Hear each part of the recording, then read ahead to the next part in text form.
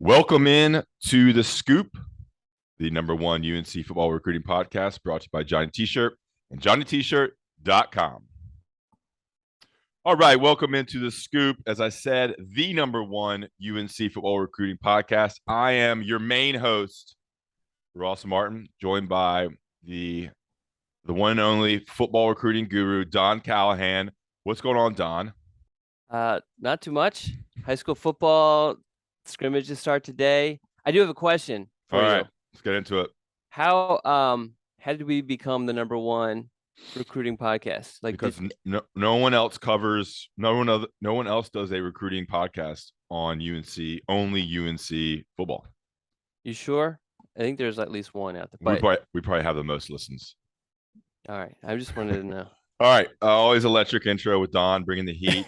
We're recording on Wednesday morning. This will probably be available on Thursday. I think that's when John's going to release it. We got a lot to talk about. We have a big interview at the end of the show. But first, we're going to kind of get into the updates of UNC football recruiting. A couple of players of note that UNC is going after that are going to be making decisions fairly soon.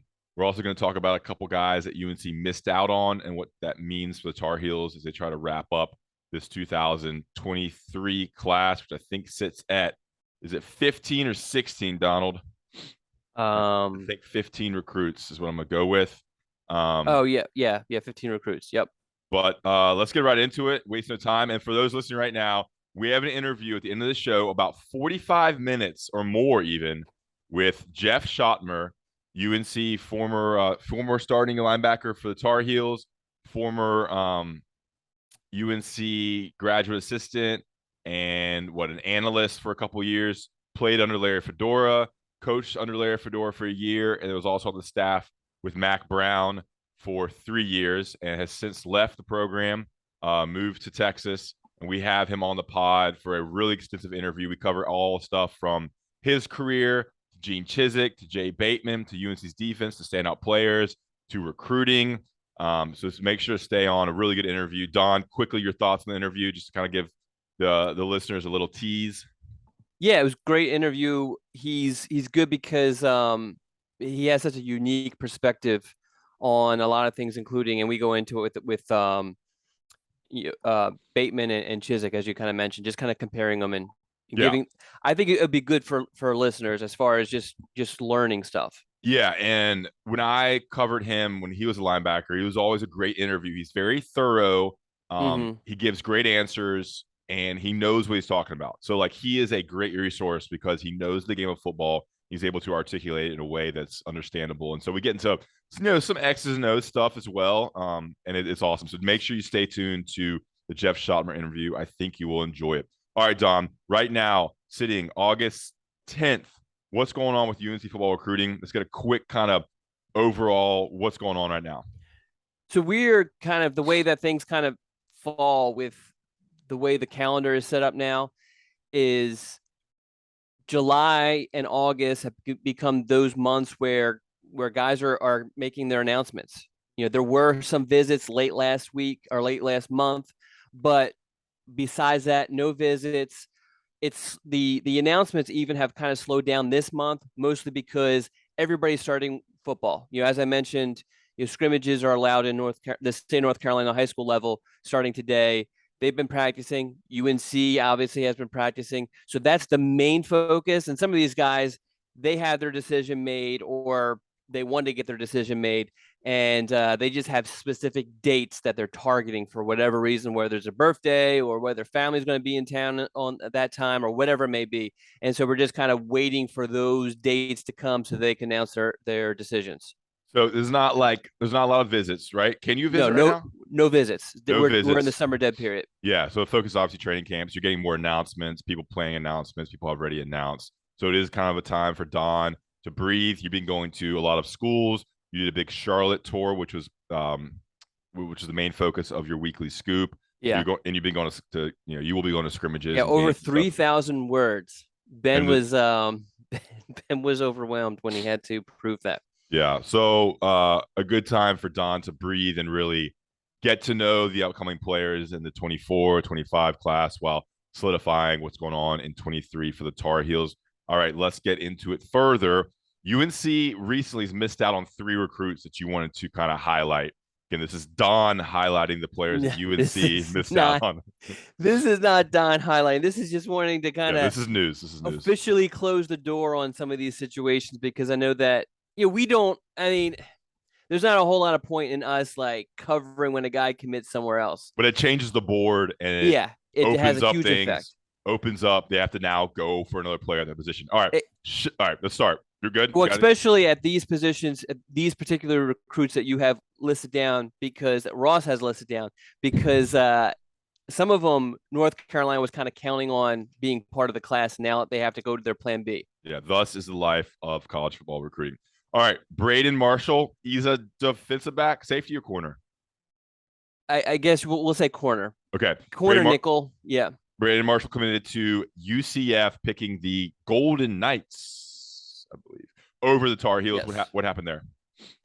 Well, the interesting thing is that his final 3 was UNC, Nebraska, Wisconsin. No mention of UCF. Yeah. But we were receiving information way back in June, even coming out of his official visit, to watch out for UCF. And I've been mentioning, UCF, yes, I understand they're a group of 5 program, but it's a group of 5 program that has received a lot of money has been put into that program the last couple of years, and moving to the Big 12.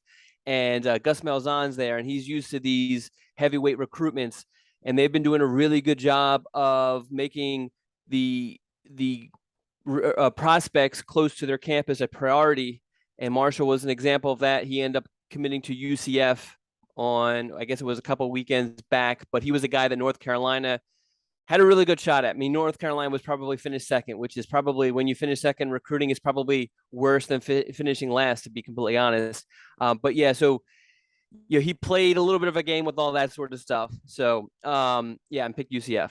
Great. All right, and then Shelton Lewis, just to stay on defensive backs. He's a corner that was committed to Pitt. He picked Clemson recently, I think maybe a day or 2 ago. Yeah. Shelton Lewis was a target. He visited UNC. What happened there? Committing to the Tigers, which will now, with those 2 guys, it affects UNC's defensive backs recruiting board for this class. Yeah. So as you mentioned, he committed to Pitt during an early official visit. He went on to still take officials, I think, to Arkansas, North Carolina. Came out of the North Carolina official visit saying he's down to UNC and Pitt.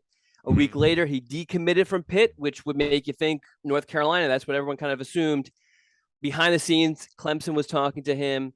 He made a somewhat, I guess, secret. I don't know if you want to call it secret, but it wasn't really advertised visit for the cookout that they have there. He was one of 2 uncommitted prospects there.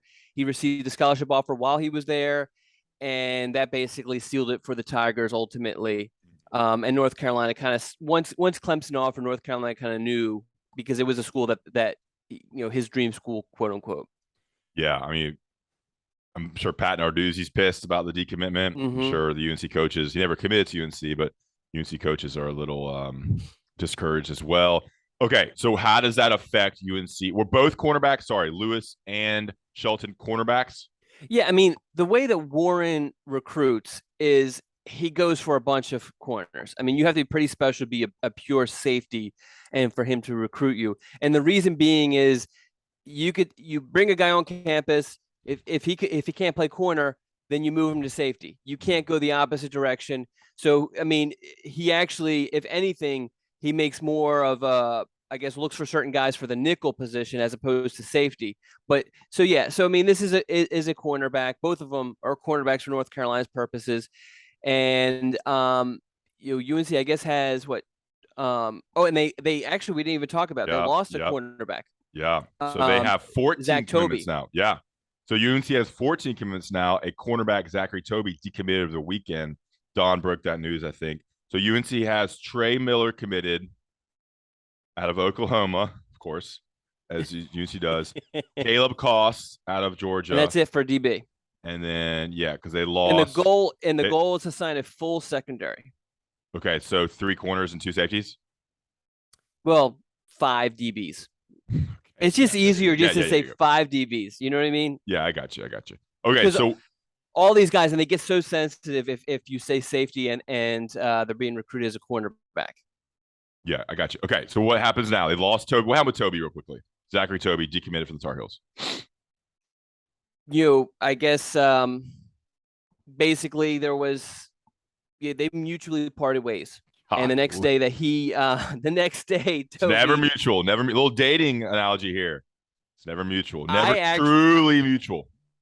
I don't know about that. I had a long-term girlfriend, dated her for I think 5 years, and we just decided we'd be better off friends. We stayed. For a while there. We were best friends. We lived together and everything. We mutually decided, hey, we're just friends. Wait. So you dated for 5 years? Yeah, dated for 5 years. We lived together. How old were you?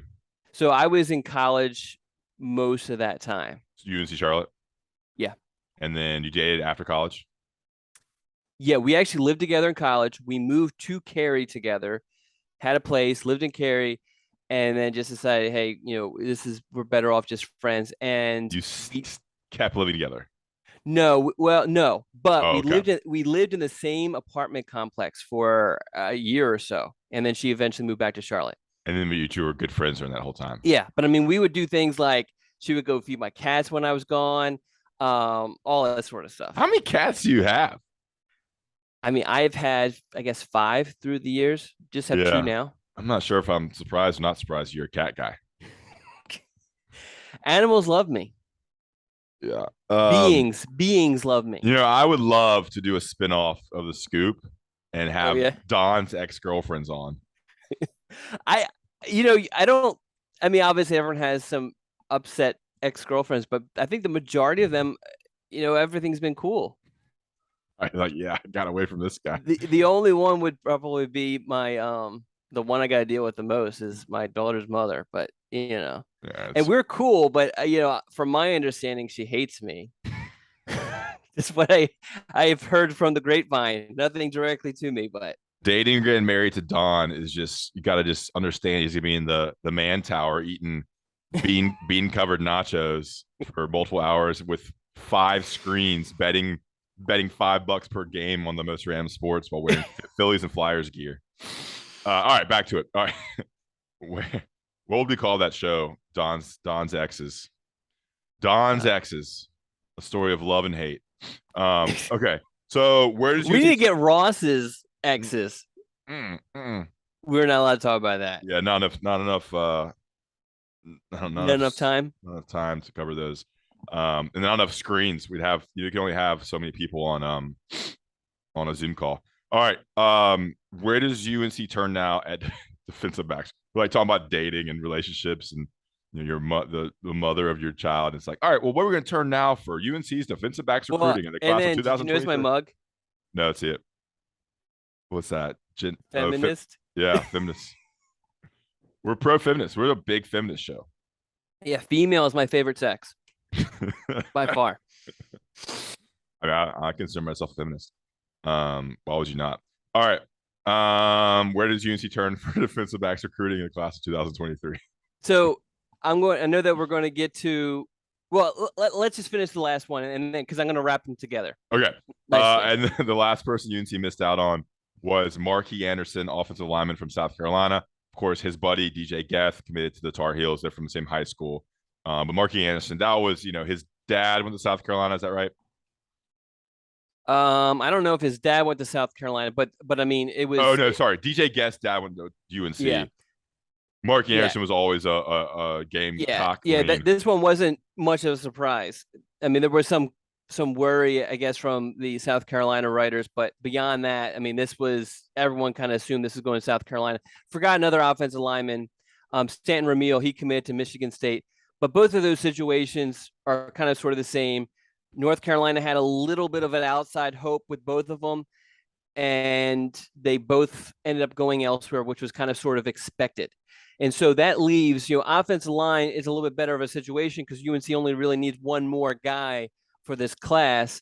DB, they need 3. The good thing is that there's tons of DBs out there, especially in the areas that Warren likes to recruit in Georgia and Florida. So the game plan here to kind of fill these needs, because if you go look on Inside Carolina's recruiting board, there's no uncommitted guys. Although UNC just offered an offensive lineman last night. But beyond that, the plan is going to be, the season starting up soon in just a couple of weeks, high school season. The plan is to get film on guys, evaluate those guys. There are going to be overlooked players, late bloomers, especially at the offensive line. There's going to be, players at the defensive line that are overlooked and all that sort of stuff. And UNC is going to try to jump on that and fill the board out with those sort of guys. Okay, like I always say, DBs grow on trees. But any names you want to say for? I mean, there's really nothing, because it's so, like, from what I've gathered, they have like a dozen names for each position that they have their eye on.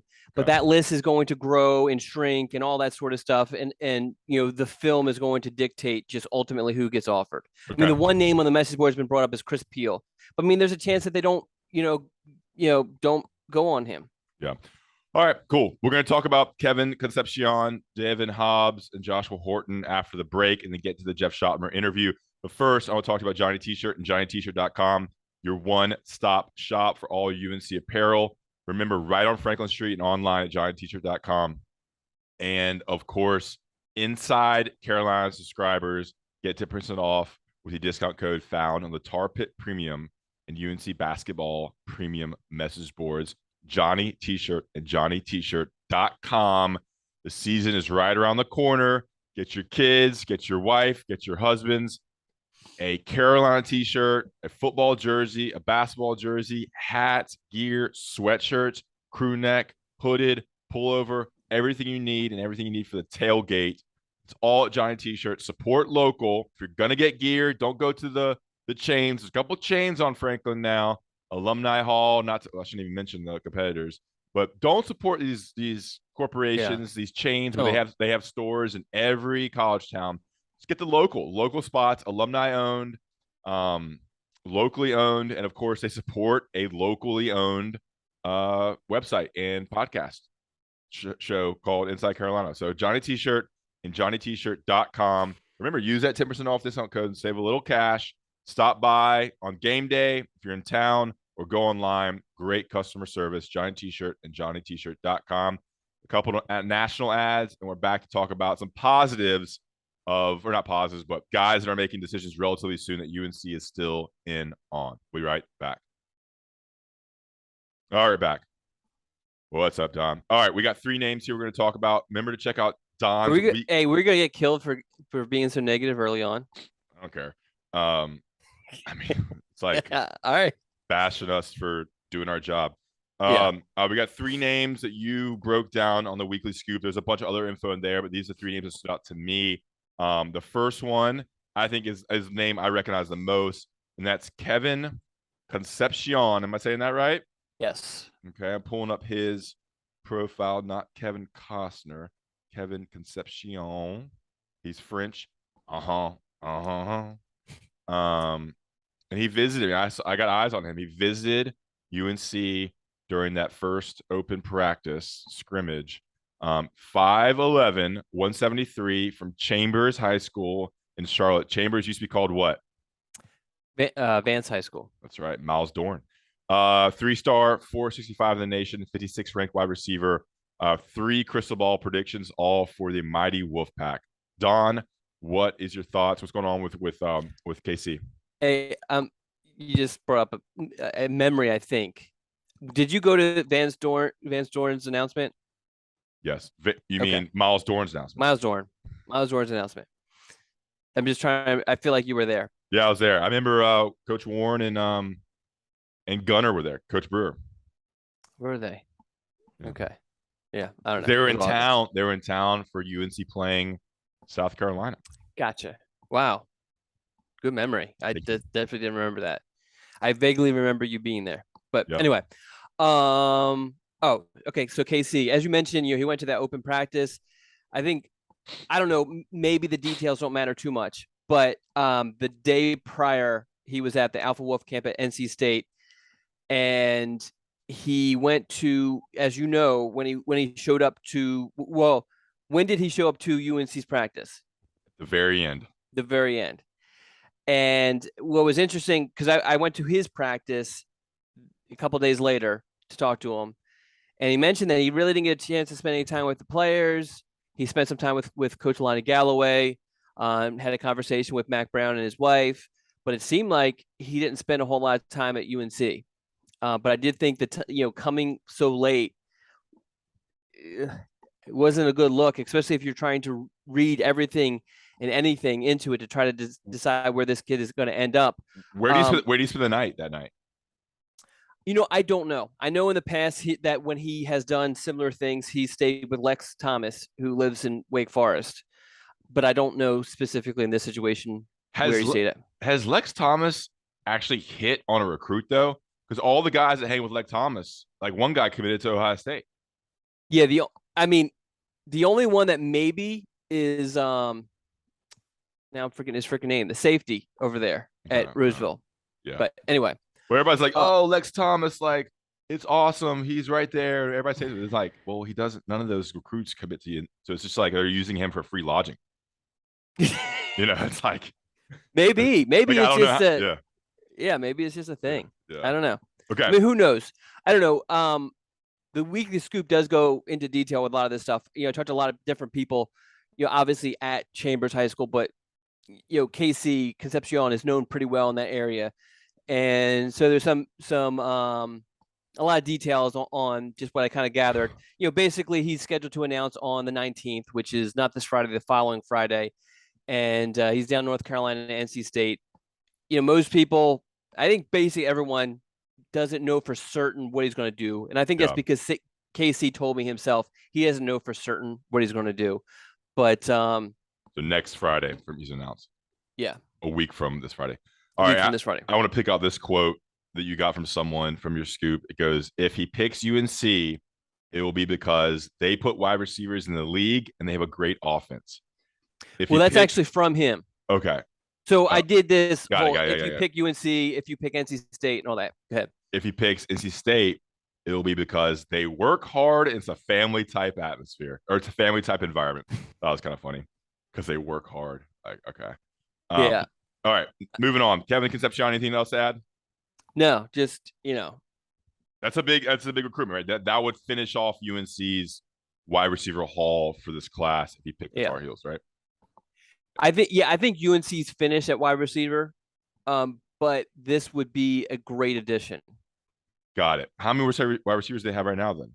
3. You got Hamilton, you got Culliver, and oh no, they have 2. That's right, because you got Paul Billups committing later on this month. To who?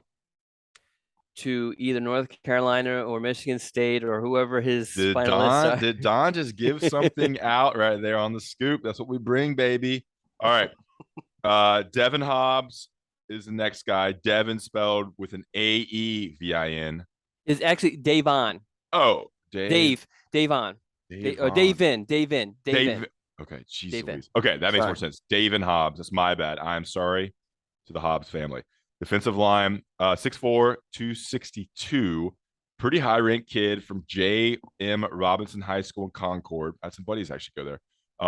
4-star, 138 in the nation, and number 20 defensive lineman. So he would be, if he committed to the Tar Heels, he would be the highest-ranked commitment. Would he really? Yeah. They gave him a huge bump. He'd be higher than J-Bron. Yeah, I was actually, when I submitted him to the rankings committee, I recommended 4-star. I did not think they were going to give him a 4-star because I think at that time North Carolina was his best offer. He didn't have any other real offers, but credit to them. The things that they value obviously are size, athleticism, and they really love when they play multiple sports. And this is a kid who played basketball his entire life, has a great frame, good-looking kid. Mm-hmm. So. Okay, cool. So what's going on with his recruitment? When's he announcing? All that stuff. So his recruitment was kind of like, we knew exactly what was going on. He was going to announce on August 1st. All signs pointed to North Carolina being the case. He kind of hinted at that. I read a story on him on Monday. Definitely read that.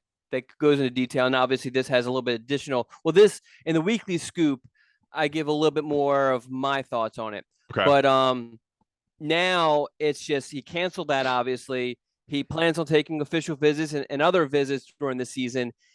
So things are completely wide open. So he took officials to Auburn and North Carolina in June, has 3 official visits left. Two visits have basically kind of been given to schools, and then he has the 5th is kind of a little bit up for grabs. And I think some of that has to do with what if Clemson offers or not.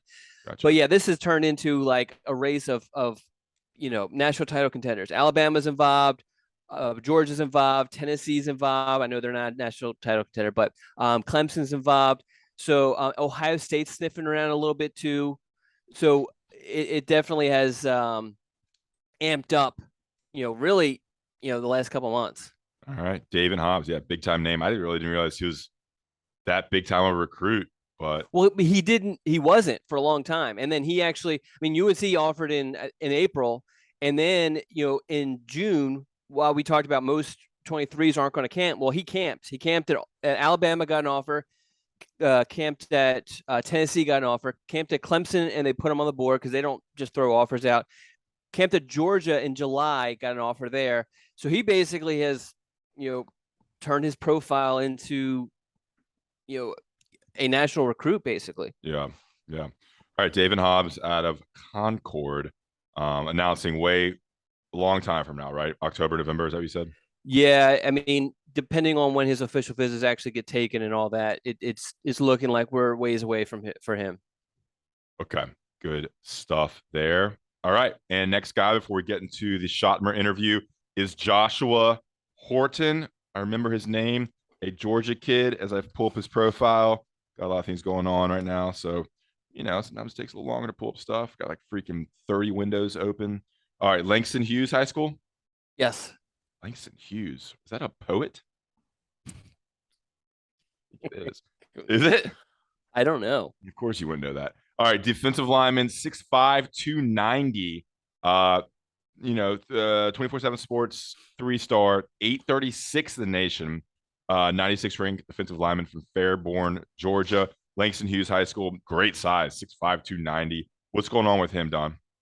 So initially, he took his official visits, North Carolina, UCF, Auburn, said he was going to take additional official visits during the season. And then I guess it was a week ago or so, tweeted out, I'm committing on August 19th, his 3 finalists, North Carolina, Auburn, and UCF, which is a complete change. North Carolina, that means North Carolina received the final recruiting visit, which I think bodes well because I think he went into that not having high expectations for North Carolina, and it completely blew him away. I think UCF, that name again, is probably UNC's greatest threat here because he has a great relationship with, I think it was the D-line coach. But I really think that the timing works towards UNC's benefit here. Okay. Say again when he was going to announce. Sorry, I was looking up Langston Hughes. August 19th. Who is the same day as KC? Gotcha. So who is Langston Hughes? Langston Hughes, James Mercer Langston Hughes was an American poet, social activist, novelist, playwright, and columnist from Missouri. Okay. Very famous. He was around the New York area, but died in 67, so kind of an older. He died pretty young, 66, RIP. Langston Hughes. So there's a high school in Georgia named after him. How about that? Okay, so we got a couple names that are watched. I hope someone names a high school after me. Don Callahan High School, the high school for football recruiting analysis. Can you imagine if you want to be a college football, high school football recruiting analyst and reporter? Come to Don Callahan High School. Well, what would Ross Martin High School? Well, be? How about this? What would you serve for lunch there? Oh man, that's good. It'd be healthy. Yeah, right. Just refried beans with cheese and beef. We could start like a university, Ross Martin University, for salamander hunting. You could train all the teachers and all. Yeah. All right. Anyway, catch and release. Anything else you want to say? That would be the slogan. Would be catch and release. That's right. Good stuff. All right. Anything else you got, Don? No, I'm excited to get to the interview. Yeah, I mean, I don't want to talk much about the team stuff here. Look, we're 2 weeks into training camp now. We're less than 3 weeks away from the season. They closed practice on Monday, so we haven't seen the team for over a week now. Why'd they close practice? Because I know there were some rumors. there was an injury. There was we don't know. Mac's response when I asked him on Monday, because they did open it up for Mac to talk to us. Mac said that they just don't feel good about a couple position groups. They want us to see them when they have a more solidified depth chart and kind of know who the starters are. So they don't want to put us out there and for us to be guessing who the starters are because they're rolling out multiple people at multiple position groups. What were your thoughts on that response? I think it was about some BS. Okay. But I mean, what's the point of opening practice if you're not going to let us look at who's competing? That's the whole point of it. Like, he was like, we want to take the pressure off you so that you don't have to, you're not confused as to who is the depth chart. It was like, well, the whole point of us going out there is for us to see that there's 3 people competing at safety, 3 people competing at, right guard. But whatever. I mean, it's whatever. It's the thing that always frustrates me. I was talking to a coach who's not in North Carolina, and we just talk about the media, and I'm like, dude, like, first of all, as a member of the media, we can be lazy, and so if you just hand deliver us stuff such as opening up practice, that gives them something to write about. But if you close practice all the time, then they have to start digging. Yep. And usually when they start digging, they don't find like great stories. They find stories that aren't so good. But if you give them something, they won't dig. They'll just go to the practices, and you're keeping them occupied. Just do that. But so the whole yeah. Sorry, go ahead. Because I love what Max said about the whole I'm going to tell what quarterback it's going to be because really it doesn't matter. It's not going to change the preparation for FAU. I love that mentality because that's what I think. I mean, who's starting at right guard, does that really matter all that much? So what it does is it starts rumors as to why you close practice. Yes, you have message boards like InsideCarolina.com where people were throwing out rumors as to why. So now you have questions. So now we're like, all right, well, was there some sort of serious injury? Is there something XY going on? Yeah. Has someone transferred? Are there a bunch of injuries or a bunch of people missing for some reason? So I don't know if any of those are founded. I checked on some stuff, but I checked with people that protect UNC. Ultimately, they're gonna protect UNC over telling me something. Yeah. So who knows? I mean, it might really be nothing. I don't know. Yeah. But he did say that they're going to open it up again closer, so hopefully get maybe something next week. Yeah. Because it'd be nice to see the quarterbacks, but maybe that was it. Maybe they're giving one of the quarterbacks a majority of the snaps right now. It could be that. So that's something they maybe just don't want to get out. But whatever, man. It's a grind, man. It's been busy here. Just the whole secrecy, especially when all these coaches do in the off season is go to clinics where they give all their secrets out. Yeah, don't get me started. College football coaches treat their team and the scheme and players like freaking FBI, CIA state secrets. Yeah. And you got to realize, I get it's your job and I get it's very important to you, but chill out, man. It's football. You're running an inflated pigskin across white lines on grass. Let's have fun with it, man. It should be fun for everybody. When you limit the media, you limit fan access. Yes. You make people curious and questioning what's going on. Mm-hmm. And you should, the media is how you connect with fans. Mm-hmm. It's how fans get to know things about the team, how you build up interest. And when you close it off, like coaches do, Fedora and now a little bit of Mac Brown. Maybe I'll hear about this later from some people, but we're just it doesn't open.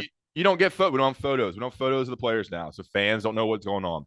We don't have video. We don't have quotes from we don't have observations. We can't give our opinion on what's going on, which it just limits fan interest. And for a program like UNC that needs as many fans as possible in this day and age, where you have Ohio State, Alabama, Georgia, Tennessee, South Carolina with massive fan bases getting more and more money for the university, UNC football needs to be as open as possible to build up interest.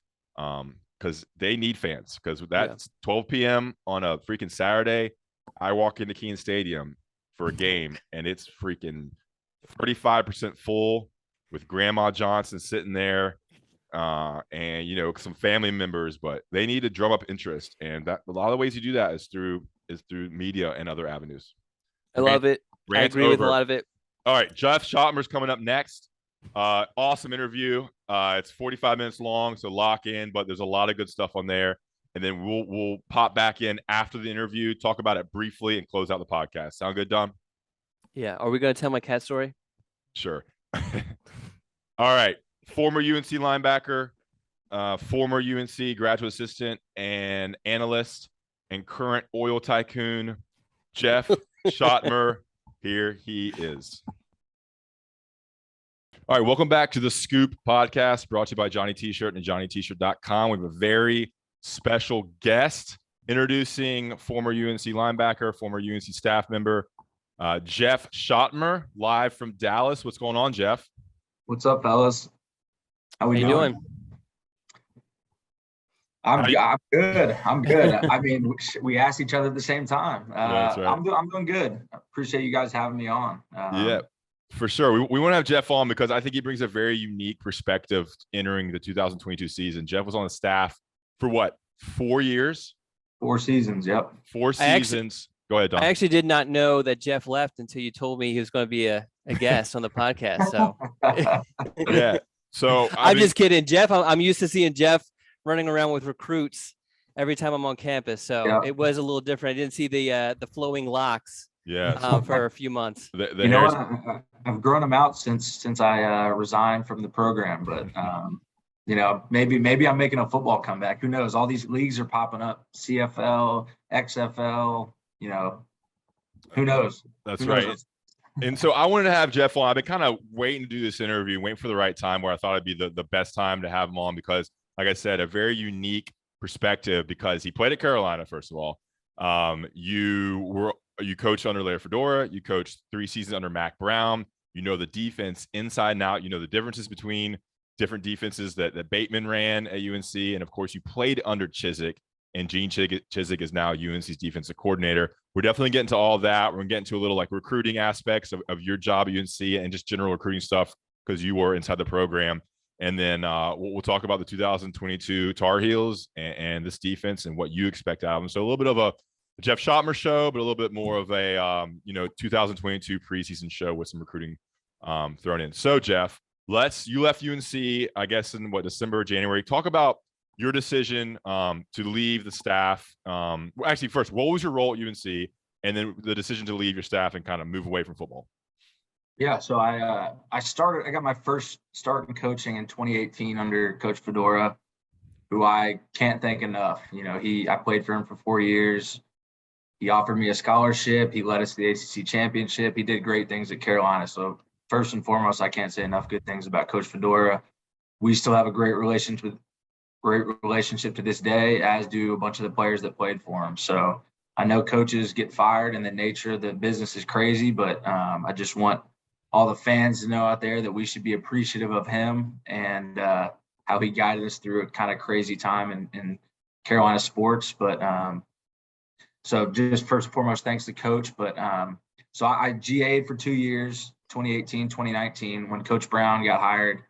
In fall of 2018, he kept me on the staff, and I'm enormously thankful for him for that as well. And then after 1 year of graduate assistant, an analyst role opened up. So the last 2 seasons, 20 and 21, I was an analyst, which, you know, that's the word in college football, you know, between a GA and a full-time position coach. You know, the word, you know, analyst, what it exactly entails, what your job entails. It's different from each program, but at Carolina, I was working with the linebackers, but I was really the last 2 years doing special projects that Coach Bateman wanted me to do, whether it was third down studies, whether it was studying other offenses or getting ahead. You know, say first week we opened up Virginia Tech, you know, I would already be watching Georgia State, Florida State, whoever was, you know, leading up to or the next couple of weeks. So just really any project that Coach Bateman had me do, you know, that was kind of my role. And then obviously helping Coach Thigpen in the day-to-day with the linebackers. But yeah, that was my role the last 2 years, and I really enjoyed it. So what went into the decision to leave? I mean, obviously, when you become a coach, the goal is to maybe become a position coach, work your way up, maybe become a coordinator, essentially a head coach. That's kind of the path a lot of people want to follow. Yeah. or stay a position coach for many years and make a lot of money. What was your decision process and just kind of deciding to leave football? How old are you? Late 20s? 28. 28? Okay. Yeah. So, yeah. So the first thing I'll say is the coaching profession is really hard. And I know there's a lot of jobs, current world that are hard and that have taken a toll by, the COVID madness and stuff. But the college coaching profession has really gotten out of control, not out of control, but it's strenuous, it's time consuming like it always has been. But, I just kind of weighed my priorities. When I first got into coaching, I was hell bent on, I'm going to be a national championship head coach at North Carolina. That was when I first got into the profession. I attacked it just like I attacked playing. I wanted to be, very good at my job. And, over the course of the years, I just, some things kind of drew me away from the industry. The number one thing was just the time away from your family and friends.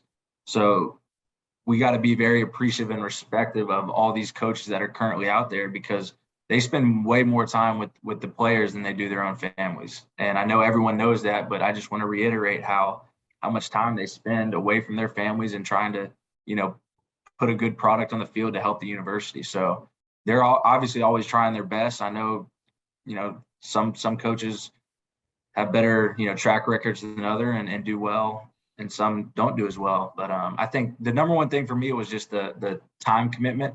Mm-hmm.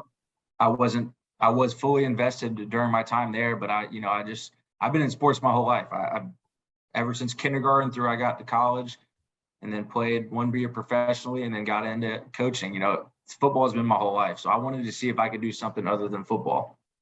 And I'll do a little plug for my company currently. So I'm working in Dallas, Texas as a wholesale insurance broker in the oil and gas and construction space. So it's a job that I had no background going into 6 months ago, but I've learned a bunch. And so essentially what we do is our clients are insurance agents. So any retail agent, that's out there that, represents general contractors, electrician, HVAC guys, street and road contractors, oil contractors, people that work on oil rigs, et cetera. That's the type of business we go after. So it's been a complete 180 for me, but it's been a lot of fun to learn. So you're an oil broker, is that right? Or what was the insurance aspect of that? It's so wholesale casualty broker. So we do like the general liability insurance. Insurance, okay. For the construction space and energy space, which is oil and gas. So gotcha. And you're back in your hometown of Dallas.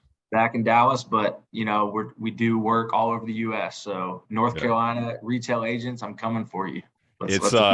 You're in Dallas when you're not on a bachelor party with the bros of your era at UNC, which I love to give you a hard time about. Yeah. The whole Mitch Trubisky, Brand Fritz, Prohl, Cole Holcombe era. Anyway, yeah. Those are my boys. Shout out the boys. That's right. The Dallas part maybe leads us to what Don want to talk about. Don want to talk about you being a walk-on. Yeah. So in preparation for this, I went back. I don't know if you know this, Jeff, at all, but I don't even know how long I've been doing this. Every year in July, usually I do a meet the walk-ons. I get the list of walk-ons, do all this research, which in a lot of cases is very difficult to find stuff on. I wasn't sure if I was going to be able to find your version, just because when I did it, it was when we were with scout.com and the merger and everything came over, but I did. So I was actually, because one of my questions to you was, how did you end up in North Carolina? But reading this great Meet the Walk-Ons, it actually makes a whole lot of sense now, because your dad played at Duke. Yeah. Your mom played tennis at Wake Forest.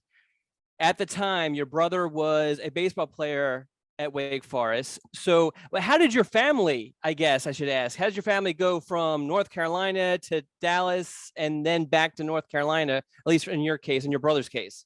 Yeah, so my mom is from Goldsboro, North Carolina. Oh, wow, okay. 252, shout out. So and her mom and dad both went to Wake Forest, so she's North Carolina through and through. My dad originally from Cincinnati, Ohio, and then obviously went and he played football and baseball at Duke. And then, so he went to Duke Law after he graduated undergrad, and then took like an summer internship with a law firm in Dallas after he graduated. So that's how we got to Texas. Okay. But so the other thing was, I have down here 400 hitter in baseball. From my understanding, you have some golf connections too, a pretty good golfer. Tell us a little bit about that sort of stuff. yeah, I mean, so I played football, basketball, baseball all the way through high school up until my senior year, and even through my senior year. So I think I'm a little bit biased why I didn't get a scholarship offer for football or a Power 5 offer, out from high school. I was playing football, basketball, baseball year round. I wasn't really weightlifting. I was always going to the next sport. So when I was in high school, I was 185 pounds. I was playing safety. I wasn't playing linebacker. Yeah, I have you down as 6'2", 190 safety, and you end up being a linebacker. My first, I think, official, and you know how you always lie on the roster about your weight. So I think my first official weigh-in at Carolina, I was like 187. And I was recruited as a safety. Like, I came in as a safety. I remember meeting Coach Withers, Coach Davis, and they wanted me to play safety. They had, some bigger safeties. Deontay was big. Trey Boston was big. So I was like, I could play safety. But then, once you get on campus, you start eating a little bit, and you just naturally gain weight. Things change. But back to your original question. Sorry, I got sidetracked. Yeah, I grew up with Spieth. I've known him since kindergarten. We played football, basketball, baseball. We would, play every sport. He was a really good athlete. He was a little left-handed shooting guard in basketball. He's a left-handed pitcher in baseball, a good little slap hitter. And then he played quarterback for us on the football team up until, I think, 7th grade. But, he played on our summer AAU baseball team. He was a great athlete. And then he didn't start playing golf full time until, I think, fall of 7th grade. But he still continued to play basketball in our middle school. He was a stud athlete. But I remember I think it was in 7th or 8th grade, our head football coach, he also was our health teacher. He went and played golf with Jordan on like a random Sunday just because Jordan was starting to get notoriety as a golfer. And he came and told our health class the next day. He was like, guys, one of your classmates is going to be like the next Tiger Woods. And like 7th and 8th grade, we're all like, yeah, that's whatever. Like, we don't really know. But I could tell the girls definitely had interest in that. They're like, okay, he's the next Tiger Woods. I'm gonna go try to hang out with Jordan. Funny. So yeah, of course. So Ross is now going to pick up golf. That's right. So PGA, he's won a bunch of stuff, but PGA Tour golfer Jordan Spieth, high school teammates with Jeff. So how many years were you walk-on before you got a scholarship? 1 season. Okay. Was that 11? Was it 11? Yeah. You redshirted 11 and then played 12 through 15. 12 through 15, yeah. Yeah. And I didn't do justice on your intro. I mean, Jeff was a starting linebacker for the 2015 team, which was the ACC Coastal champion. Became, off of, one play away from beating Clemson in the ACC championship game in the 11-3 year, of course, with Marquise Williams and Switzer and Elijah Hood. Who's the TJ Logan, Matt Collins. Yeah.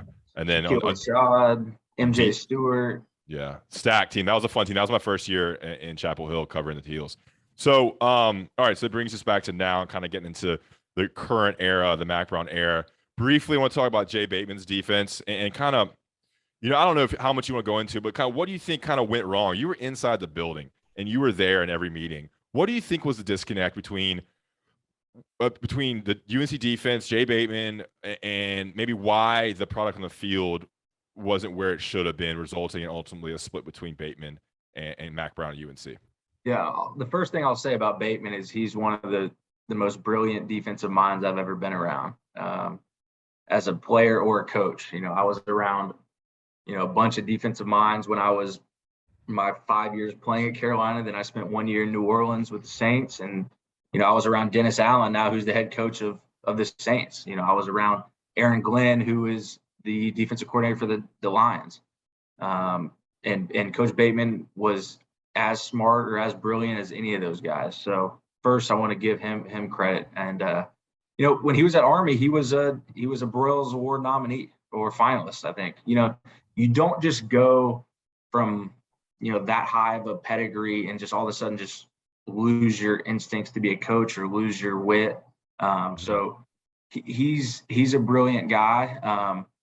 And I don't want to get too far into it, but here's what I'll say is sometimes, and I use this analogy in life. Okay, so you know, a couple are dating or married, and they have some good times and some good years, but they have some struggles, and then ultimately they get divorced because they weren't meant to be together or for whatever reason. And we had some good times with Bateman. If you watch the last NC State game, up until the last 5 minutes of the game, that was one of the best performances of the season. Or if you watch the last the first 3 quarters of the Pitt game versus a Pitt offense that no one could stop. You know, our team is. I always think about the Clemson game, the season prior. 2019 Clemson. 2019. Yeah. 2019. Trevor Lawrence. Yeah. Yeah. I just think that the mark of a great defense is consistency. And for whatever reason, we were up and down because we had performances where we played really well. And there was times when we didn't. And look, I'll say something here. I think if the State game and the Pitt game go differently and the ball bounces the right way in both those games, Bateman still might be here. And UNC's would be 8-5 or 9-4. You know, those are 2 games, including some other ones that could have gone either way. So that's just how close it is with you know, that State meltdown was such a deflating morale thing for I think the whole team. And so that might have been when those last 2 games were huge. And then the South Carolina game obviously did not go well. Sorry, continue if you have anything else to add. I mean, you know, I kind of went through it during my playing career in terms of, you know, a defensive coordinator either leaves or gets fired or however that went down. And, you know, a new one comes in and you feel rejuvenized as a staff, or not as a staff, as a player. And maybe just a different person at the helm gets some new excitement out of the guys, or, you know, they have a different outlook. They get a new perspective. They get a second chance, essentially. So, I mean, look, Bateman's doing fine. He's the linebacker coach at Florida. You know, I know he still has a relationship with a bunch of our players. And, you know, I'm not really in the know of what's being said in the media, but, you know, I know the players respected Bateman, and I know the coaches did too, but for some reason, you know, you got to move on, and Coach Chizik is the perfect guy to lead our defense. I mean, he's essentially done this before, you know, taking over a program or taking over a defense. And at Carolina, he's done it twice. This will be his second time. So he's got the blueprint. You know, he's working with guys that are very familiar. You know, Coach Warren was here when I was here. He was the D-backs coach. And then, you know, obviously he's worked with Coach Cross before at Texas. And then obviously Coach Stigpen at Auburn, and then him and Dre have some prior relationship. But I'm just excited that he's back. I love Bateman to death, but you know, both guys can be successful wherever they are. So yeah, and so one thing I think I'll also add is that, man, the talent right now, it was kind of getting there, you know, in 20 and 21. But now the defensive talent, much of which Bateman recruited, and other coaches, Dre Bly and Cross and Mac Brown, honestly, that talent's now getting to the maturation point where like they can be studs. So it's almost like Chizik's adopted this defense that was handed to him on a silver platter that does have this next level talent. Miles Murphy's a junior, Des Evans is a junior. You got Tony Grimes as a junior. You have all these players who were a little bit younger, and maybe that's a big reason why it all didn't click for Bateman. Those players weren't where they needed to exactly be, and that's no one's fault, but just it takes 2 or 3 years to develop as a defense. Don, you had something to add? Yeah, well, I wanted to ask Jeff, because I mean, he's probably the best person to ask this, is just the differences from, you know, and the approach and also scheme wise between Bateman and Chizik. I mean, what do you, for someone who's had a front row seat, what's that like? So I haven't been in the install meetings with Chizik, obviously, since he got there, and he hasn't been a defensive coordinator since 2016, I believe was his last season at Carolina, or 2016 or 17. So obviously every defensive coordinator that has had success in his career, he's going to reevaluate his defense. He's going to see what current defenses are doing, because offenses are always adapting. So he hasn't coached a college football game in 5 years, right? So speaking on his defense that it was in 2015, 16, 17, I will say his package is much smaller than Bateman's in terms of actual calls he can go into a game with. And this is not telling you anything really you don't know, because you can watch a game and be able to see that. Okay. Well, he preaches simplicity. That's. Well, I mean, you read any of his books, watch any of his clinics. He just preaches simplicity. He does. He what do you mean by does. can you explain what you mean by package for some people who may not know what that means? Yeah. So in a certain game plan, right, you'll have your first and second down packages. So when an offense they roll out the first play of a drive, and obviously it's depending on the personnel that's in the game. So if an offense has 11 personnel in the game, meaning 1 tight end, 1 running back, 3 receivers, which is traditionally the standard for a college offense nowadays, Bateman would have, 8 to 10 available calls that he could call with that offensive personnel in the game on first and second down. Okay. So then say they roll out 12 personnel, which is 1 back, 2 tight ends, or say they're in 22 personnel, 2 backs, 2 tight ends, right? We have different calls based on what personnel the offense has a game and what down and distance it is. So if you have 8 to 10 first and second down calls with 11 personnel, and then you have 4 to 5 calls for 12 personnel or 22 personnel, then that's, roughly 12 to 14 calls. And then that's before you get to third down. Yeah. So third down, obviously you might have a couple man pressures, a couple simulated pressures, a couple trap pressures, just whatever you're feeling for that day and whatever the offense is doing that you feel like you can exploit, whether it's blocking scheme or route patterns. So roughly going to the game, you could have up to 20 calls that could be in the Rolodex. And just knowing my experience from Chizik, the 1 year we played him, and obviously it was his first year as the defensive coordinator, which he kept it extra simple, was we might have run the same front, stunt, and coverage 4 plays in a row. Whether it's first, second down, the incomplete pass, or run for 1 yard, so it's 3rd and 9. And then Coach Chizik calls the same call he called on first down, which that was his philosophy. I mean, he told you guys, keep it simple. We are going to out execute them. We're not going to beat ourselves in terms of scheme. So I guess that's the main difference in terms of the density of the playbook. I will say this: the coverages that Bateman and Chizik are going to run, just like everyone else in college football, there's only so many coverages you can run, right? You can run cover 1 man. You can run cover 2 high safeties. You can run cover 3, which, I mean, we're going to run, there's only 4 or 5 coverages. There's obviously different variations and different ways to teach it and different ways to play it, whether your corner's pressed, whether he's off, the safety's alignment, et cetera. But there's only so many coverages in football, right? Coach Chizik isn't coming in and running a whole new coverage system. It's just maybe the communication is different, how they teach it, the detail with what they teach it. A lot of technique differences, and if you're executing technique at a high level, then you can simplify the scheme and be better at it because of how you take on a block, how you tackle, the angles you take, all that stuff, right? Correct. Yeah. I mean, it's a football guy answer there, Don. Very football guy answer. The thing that Chizik always used to say was, it matters or we aren't doing it. So he would, in college football nowadays, or in any sport, you get some coaches, and I'm not taking shots at Bateman or any current coach on our staff. I'm just speaking in generalities here. There are coaches that will do drills and will do things that really have no impact or help for the players and their success on the field on game day. They just like to do drills to do drills. Yeah. In terms of, okay, here's why we're doing this drill. We're doing this drill, say it's a tackling drill on a short yardage, mock scenario. They're like, we're doing this drill for this situation. All right, we're doing a strip drill where we're running from behind and punching the ball out versus we're just going in there and punching the ball out. Like, so the best coaches that I've been around, they explain the drill, why we're doing the drill, how it would apply in a game, when you do it in a game, and maybe some film to back it up. And so Chizik was very detailed in that. He's like, you know, if we're going to do something, we're doing it for a reason.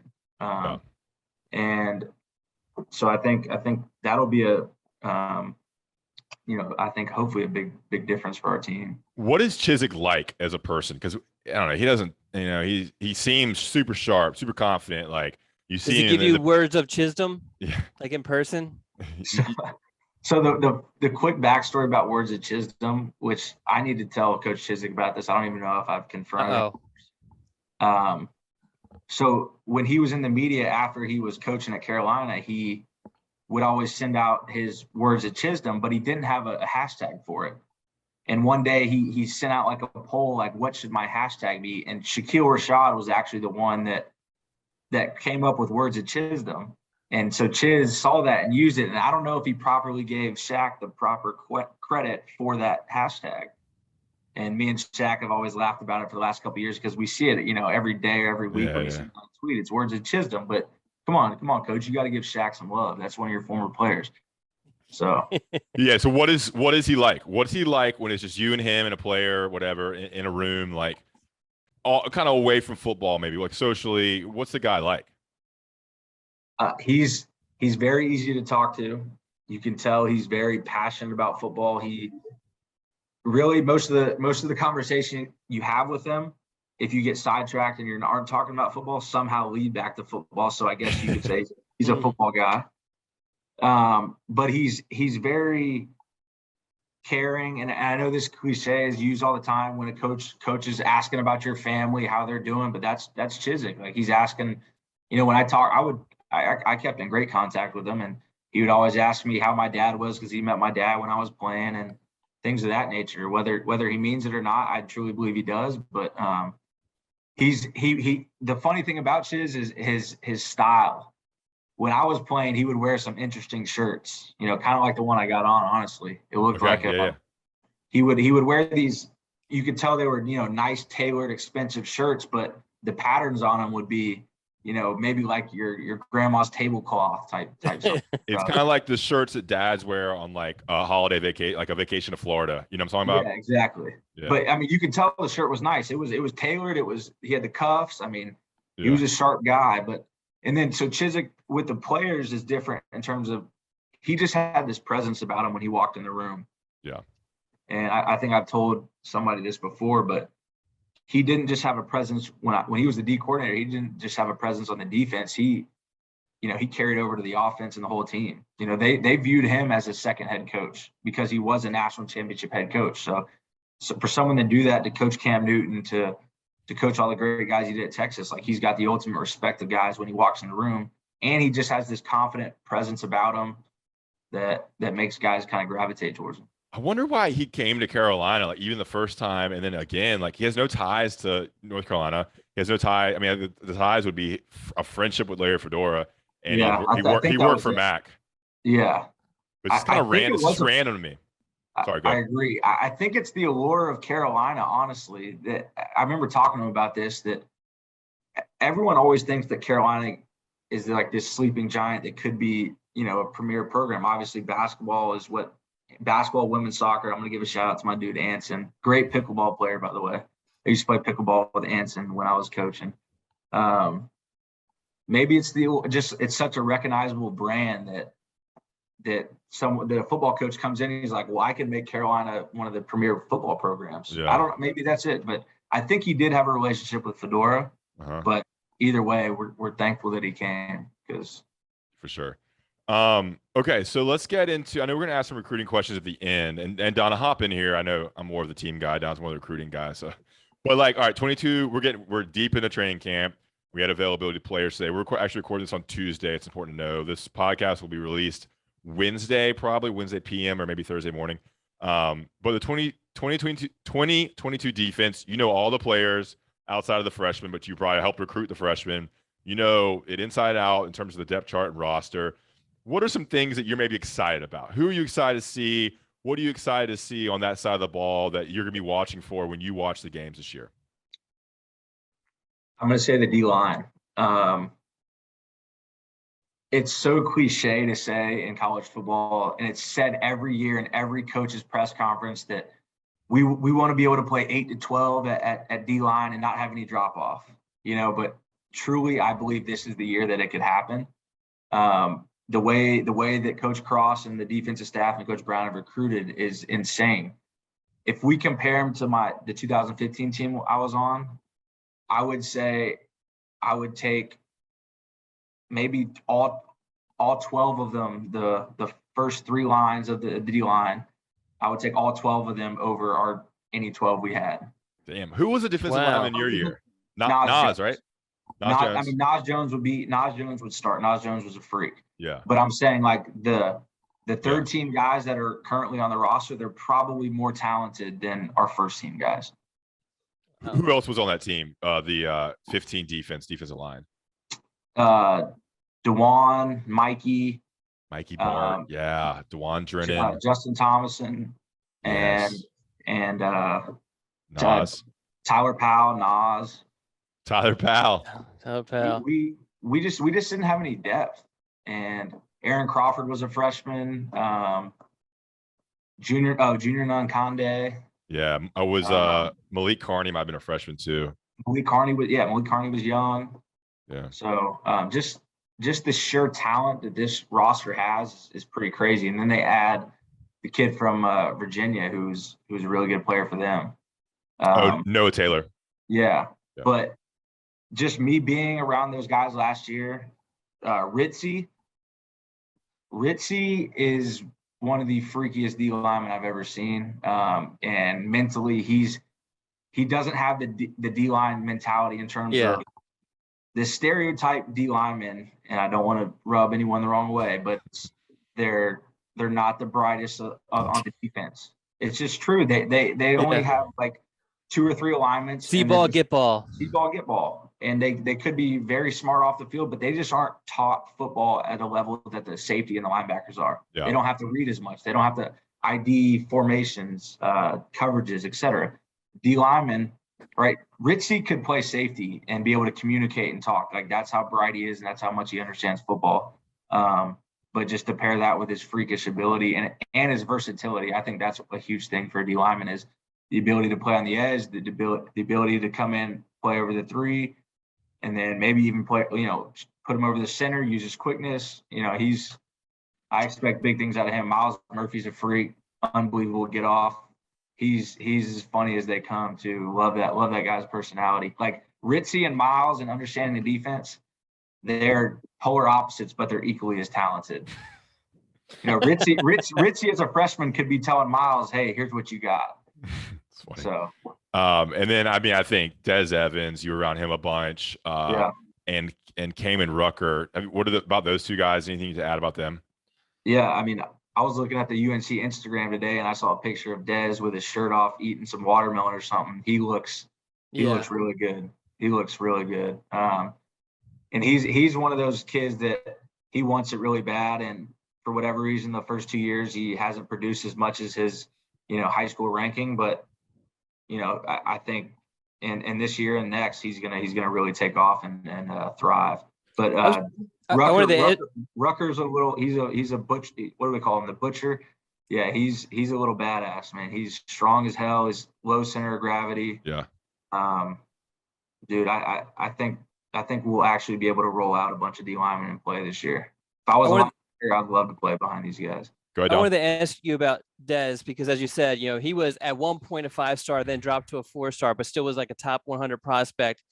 And you see him in person, like you look at him on paper, and then you see him in person, and it's just like you're like blown away. Like every time I went to his high school, blown away by just physical gifts. He's explosive, all this sort of stuff. Why hasn't it translated yet? Because a lot of other guys who have similar tools, they're able to get by. Even initially just off of that athleticism. Right. That's a great question. I think maybe a little bit of it could be his weight issues his freshman year. So he wasn't physically ready to play in terms of his weight. Obviously he has length, size, speed, but to be able to hold up as a defensive end, you have to be physical. Like I can remember the Florida State game in 2020 at Florida State. He just was getting whooped by their offensive tackle in the run game. Like he just wasn't physically ready to play. And so I know some fans might think that coaches have no idea what they're doing. They get this 5-star recruit in, and why is he not immediately starting? Well, he still has he needs to develop a little bit. And there's not all these freshmen that come in ready to play right away. There are some, yes, but some just need more time to develop than others. I think he was a little raw athletically because he was still growing into his body, like almost like Gumby-ish a little bit, like a baby deer in terms of like he was still like gaining control of his limbs. Like Dez was, I remember recruiting him in high school. Like he was skinny as hell. Yeah. He was just had this ginormous frame where you knew you could put weight on him. And I think he's finally to that point. So look, he's a junior. He's got 2 more years in eligibility. Like we get so frustrated and so hype of like these freshmen have to come in and be freshman All-Americans because they're a top 10 recruit right away. Like each player has their own path to their potential, and you can obviously try to rush it and expedite it, but some people take different times to develop. So that's a great life lesson. Go ahead. It is. Stop comparing yourself to all these other people. Yeah. Ross is still developing. Yeah. Look, Ross, don't compare yourself to Kirk Herbstreit because in 10 years you might be better than Kirk. Yeah. I mean, look, I'm 36, unmarried, no kids. All my friends have kids and big houses, and I'm here hanging out with Don Callahan on the Scoop podcast. So you write your own journey. It's your own path, and that compares to we like to do a lot of compare dating and life advice to how it relates to football and recruiting and stuff. So that's another great example of these freshmen come in, they're 5-stars, they expect them to be immediate contributors, and on the line, especially defensive, offensive line, those players don't get to a point where they can really be contributors until they're juniors and even sometimes seniors or redshirt seniors. So that's a great point there. That's what I took a lot of heat because I said Zach Rice. The odds didn't favor him playing as a true freshman.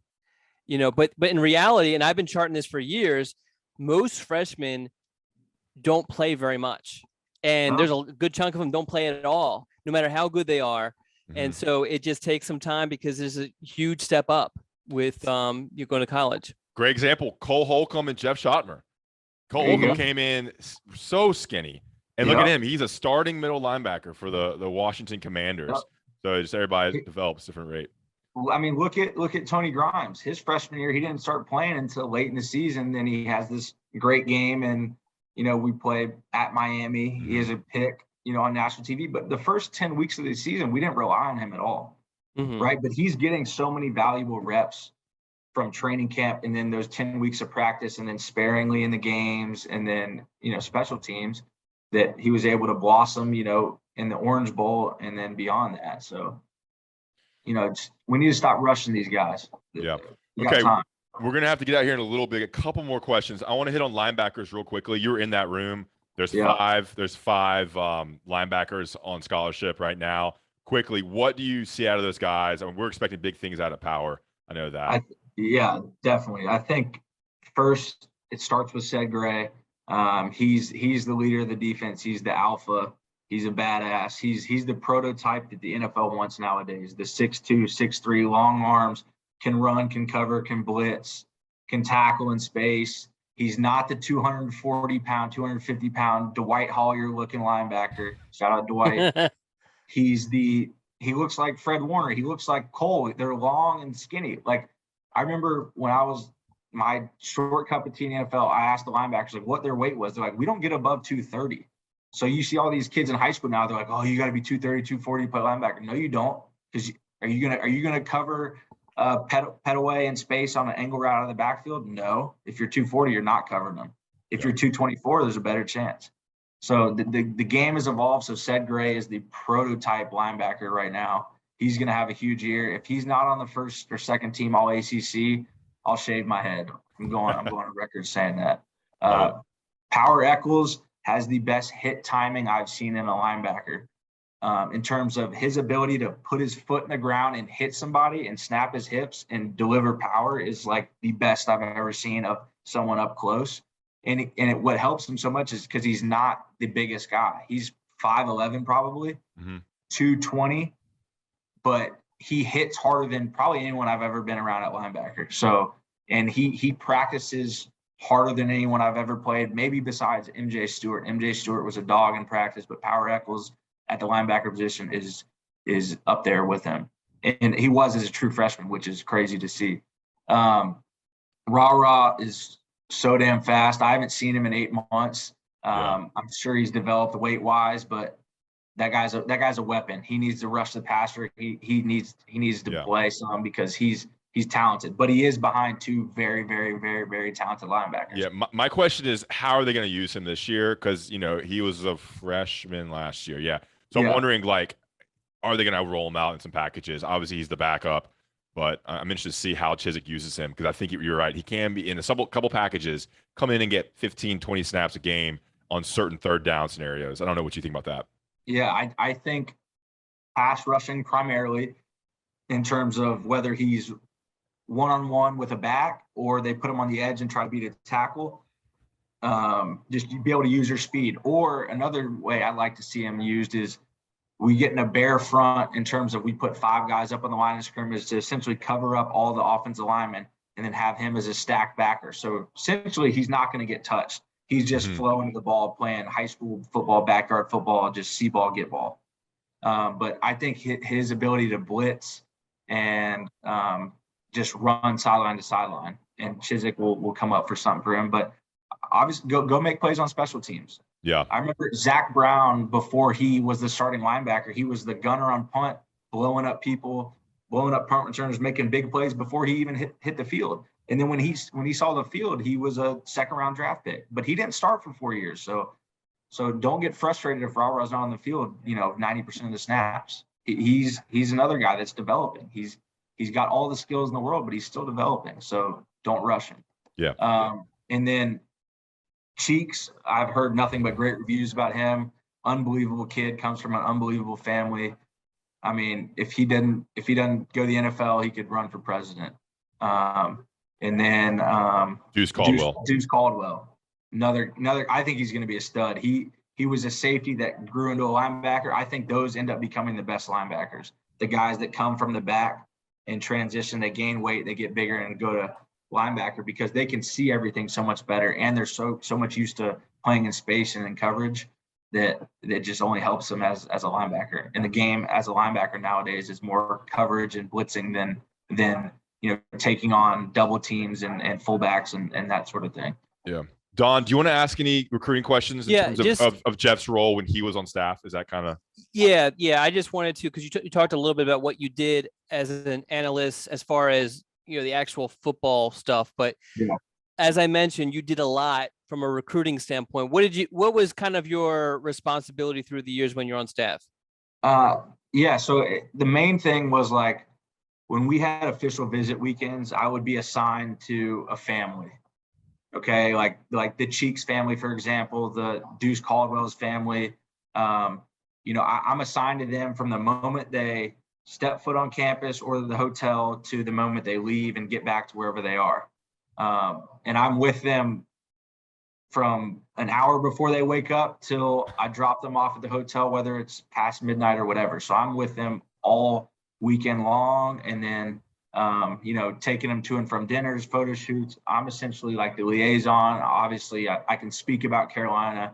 I can speak about the coaches. I can speak about my experience. So I felt like I was a good asset in that role. Just, I told them I'm going to be completely honest with you, and I love my experience at Carolina. So obviously, every review I had of Carolina was pretty glowing. But I kept it real with them. If they asked me a question, I would tell them what I thought, just because I would want someone to be honest with me. But, I got close with those families. But that was the biggest thing. When they came on campus, I was essentially with it. I was like Alex White. She was the coordinator of everything, but I worked hand in hand with her. She would always assign me to, one of the bigger recruits that we really wanted, and, go just be yourself and try to get them to come. Outside of visits, what did they have you do recruiting wise? I would always, I'd be evaluating the players. We would watch them as a staff, and we'd kind of go around the room, and everyone would give their opinion on the player. So that way you get, 6, 7, 8 opinions, and then we kind of come to one consensus on a guy. But really just on-campus recruiting, junior days, high school camps, official visits. And then obviously one of the years I worked there, it was during COVID, so we really didn't have any recruiting on campus, which was crazy. But, I would keep in contact with them when they weren't on campus as well, because I was allowed to text them, call them, etc. So Ross. I'm still on, but my computer's about to die, so I gotta plug us back in before otherwise we'll lose the whole lose the whole file. Yeah. Only Ross. This only happens with Ross. That's not true. Hey, Ross, I'm not re-recording this, so exactly. That's my fear, so that's why I'm doing this. Get it plugged in. Yeah. So you got any more recruiting questions, Don? No. Well, did you before we go, you have any interesting recruiting stories that you want to share now that you're out of the business? Let me think. I think I don't know. I gotta think about that more. Yeah, okay. We're gonna have you back on. I got a question for us to get out of here, and I hope everybody's listening to this. We've gone longer than probably have ever gone with a guest. We usually have parents on, Jeff, or players, and obviously we thought you deserved a good 30, 45-minute interview. But I want two stories. I want a Mitch Trubisky story that no one's heard. Okay. Because look, he's a Pittsburgh Steelers starting quarterback, so this might go viral. And then I want a Cole Holcombe story that no one's heard. It can be something little, but I know you know those guys really well. You've been on bachelor parties, bachelor weekends, weddings, all that stuff. What do you have on Trubisky? Could be a positive, funny story, just anything you can tell us. Let me think. I got a good one. Okay. So Trubisky, this was maybe 2014 or maybe 2014. No, maybe 2015. He is of age. He's 21, and there was a band that used to always come to Pantana Bob's called Liquid Pleasure. Oh yeah. And if you're in Chapel Hill, you know who they are. A great band, get everyone up dancing. They play all the throwbacks. They can play current songs, etc. But we're out one night, and on the Bob's dance floor, there's the band playing. There's 50 to 60 guys and girls dancing right in front of the band. And then there's a row of chairs right by the window at Bob's. And Mitch is sitting on the chair, had a couple of drinks that night, and he is passed out with his asleep in the chair with the band playing right in front of him. And we got a video of it.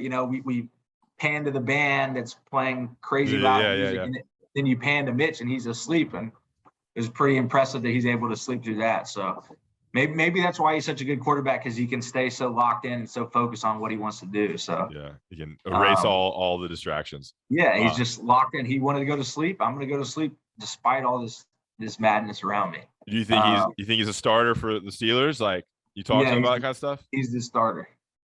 Okay, yeah, that's exciting. I'm glad he's getting. I'm sure everybody is, but I'm glad he's getting another shot at being a starter. And look, he's in a great headspace. He's got some weapons. And here's the other thing. I don't know if we can talk gambling on this, but you can cut it out if not. We can talk anything you want. Yeah. And now I can talk about gambling because I'm not affiliated with anybody anymore. If you're going to bet one thing on the NFL this year, bet Steelers over 7.5 wins. You get it at even money. Mike Tomlin's never had a losing record. So all they got to do is win 8 games, and you can put however much money on, and you can earn, good amount. So and I like Najee Harris as the running back there. Second year Najee Harris, legs are fresh. I think that's like when you're the best, is like your second, third year as a running back. Yeah, I agree. Okay, Cole Holcombe. Cole Holcombe was like, I just can't believe this guy. He led UNC in tackles for 3 years. He kind of came out of nowhere, and all of a sudden he's like a stud middle linebacker in the NFL. I know he's your boy. I know you all trained together a lot in the offseason when you were coaching. Anything about him? Any funny story? The guy seems like a maniac with the getting married with a mullet and everything. I don't know the guy very well. He's a great dude. He's one of those guys that, and this is another cliche, but if I needed a shirt off his back, he would give it to me for sure. He's one of those guys, salt of the earth guys. And he's funny because he's a completely different person off the field than he is on the field. People talk about flipping that switch. Like, he's a complete psycho on the field, but off the field, he's got this like kind of kind-hearted side that you wouldn't really see not that you wouldn't see in a linebacker, but he's able to flip the switch. The story I'll tell about Cole is, so I'm throwing Caleb Presley in there. So we were in Vegas for a bachelor party, right? And if Caleb, was losing some hands in blackjack and didn't want to go to the ATM to get more money out, he would just ask Cole for Cole bucks. So instead of, so Cole would just lend him some chips or some money, because Caleb was like, Cole, look, you're going to sign a big contract this offseason. So just give me some Cole bucks. I promise you I'll repay. All money has been repaid, but that's the running group, or the joke around our group is, if we need some money, we just say, can we get some Cole bucks? So, but once again, Cole's giving his money in a good way, not a bad way. And that's, of course, Caleb Presley, backup quarterback at UNC, who currently works for Barstool, another guy in that crowd. Awesome stuff. Jeff, anything else? Anything to add, Don? You good? No, I'm glad Jeff came on. It's good to catch up with him. Yeah, and we'd love to have you back on at some point. Maybe something, Absolutely. A couple games into the season, we can kind of break down some stuff. But we'll be in touch. Jeff, really appreciate your time. Appreciate you guys. Always good to see you. All right, thanks, Jeff. All right, bro. See y'all. See you guys. And we're back. Don, Jeff Schoettmer, we interviewed him. We're recording this Wednesday. We interviewed him Tuesday. We're talking about him now. Awesome interview. Jeff's a buddy of mine. I covered him at UNC. I knew he'd be great for kind of the media aspect. So we're going to try to have him back on a bunch. But what I liked about that interview was that he was able to explain things about Bateman and Chizik and UNC scheme and players in a way that was easily to consume for fans who are very football focused, but also fans that, more casual fans that are trying to learn more about the game. I didn't play football. There's a lot of things that I learn when I talk to coordinators and players and coaches that expand my knowledge. So I think he did a good job of explaining it at a level that was understandable and making it a little technical and a little deep, but not too deep. What'd you think? I mean, you kind of hit on the head. I think he was good about what he explained with all those different things. I love the stuff about the differences between Bateman and Chizik. We get that question all the time on the message board. So it's good to have someone who probably has the best seat possible to answer that question. Yeah. And then he also gave, because he played for Chizik. Coach under Bateman. Yeah. So he knows both personally, and then he's a middle linebacker. Yeah. So he knows the defense. Sorry. And the thing too that I loved that he explained that here's what I took away from Chizik, but keep in mind this was so long ago and defensive coordinators evolve, which I think is really big, because I think everyone, because there's been a mess. I mean, obviously everyone's going to hate Bateman now because Bateman's no longer here. But I think everyone's like, well, of course Chizik's going to be an upgrade because he won 2 national championships. But the fact of the matter is that if coaches don't evolve, and I don't know if Chizik has or hasn't, I think he's going to lean on Warren a lot to make sure that he has evolved. So this is probably not going to be an issue. But there have been tons of stories of coaches who were really, really good and then just fell off a cliff because they didn't evolve.